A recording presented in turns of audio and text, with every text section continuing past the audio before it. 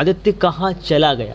Welcome back to sad love story. ये love story के दो मेन कैरेक्टर आदित्य और खुशी हैं। आदित्य और खुशी की सैड लव स्टोरी। ये कहानी एक ऐसे लड़की की जिसे उसके प्यार में 2 बार इनकार मिला, लेकिन आज भी वह शायद उसी लड़की को भूला नहीं पाया। तो आइए इसे मैं और आप साथ पढ़ते हैं और जानते हैं कि क्या आदित्य और खुशी की।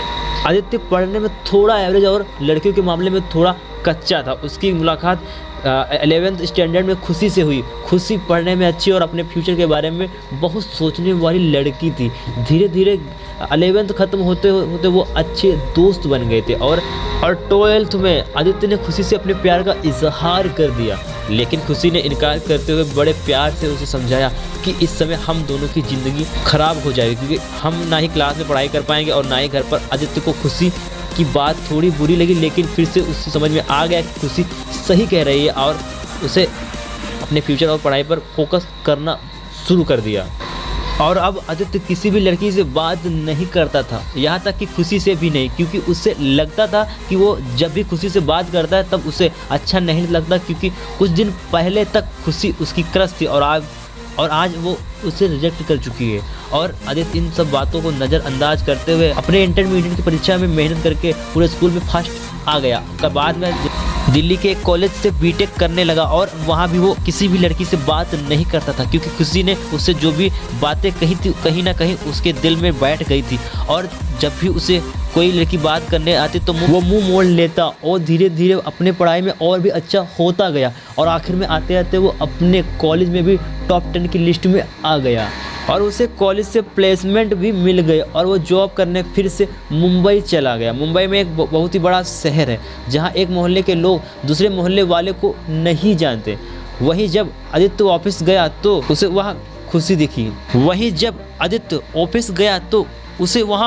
खुशी दिखी। लेकिन अब खुशी के लिए उसके दिल में कोई भी जगह नहीं थी और इसीलिए वो हर बार खुशी से छिपता रहता। इसीलिए नहीं क्योंकि वो उससे नाराज़ था, बल्कि इसलिए क्योंकि वो फिर से खुशी की ज़िंदगी में नहीं आना चाहता था। लेकिन वो कहते हैं ना कि गॉड की जो मर्जी के बिना किसी की नहीं चलती। एक दिन ऑफिस के कैंटीन में खुशी ने आदित्य को देख लिया और उसके पास जाकर उससे बात करने लगी। आदित्य के पास भी खुशी से बात करने के अलावा और कोई विकल्प नहीं था। दोनों के दिल में 4 साल से जो भी दर्द था उन्होंने एक दूसरे को बताया और खूब सारी बातें की। खुशी ने उससे बिछड़ने के बाद अपने सफ़र के बारे में बताया और आदित्य से उसके बारे में पूछा, जिसके बाद आदित्य को कहीं ना कहीं लगने लगा था कि खुशी गलत नहीं थी और आदित्य को फिर से खुशी से प्यार हो जाता।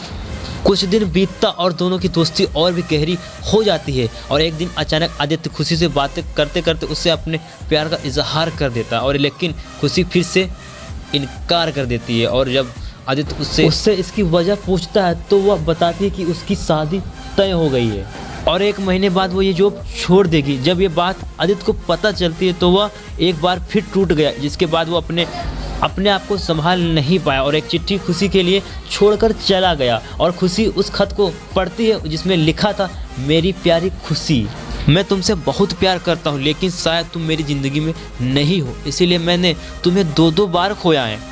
कोई भी इंसान इतना बदनसीब कैसे हो सकता है कि अपने प्यार को 2 बार खोए। मैं नहीं जानता कि मैं तुमसे दूर रह के जी पाऊँगा कि नहीं, लेकिन अगर तुम्हें किसी और से शादी करते देख लूँगा तो पक्का जी नहीं पाऊँगा। इसीलिए मैं तुम्हें और इस शहर दोनों को छोड़ के जा रहा हूँ। शायद तुम मुझे भूल जाओ, लेकिन दूसरी बार मिलने के बाद मैं तुम्हें कभी नहीं भूल पाऊँगा। मैं भगवान से प्रार्थना करूँगा कि जो तुम्हें और तुम्हारे होने वाले पति को हमेशा खुश रखे। तुम्हारा प्यारा आदित्य। खत पढ़ने के बाद खुशी रोने लगी और आदित्य को बहुत ढूंढा पर वो कहीं भी नहीं मिला और बाद में खुशी ने अपने परिवार की खुशी के लिए अभिषेक से शादी कर ली। लेकिन खुशी को आज भी ये बात हमेशा सताती रहती है कि आदित्य कहाँ गया होगा, किस हाल में होगा। यहाँ तक कि उसे ये भी नहीं पता कि आदित्य जिंदा भी है या नहीं। एक तरफा खुशी अंदर ही अंदर घुट रही थी, लेकिन दूसरी तरफ वो भी एक परफेक्ट पत्नी और परफेक्ट माँ भी है, जिसे उसके परिवार वाले हमेशा प्यार करते हैं और हमेशा प्यार करते रहेंगे।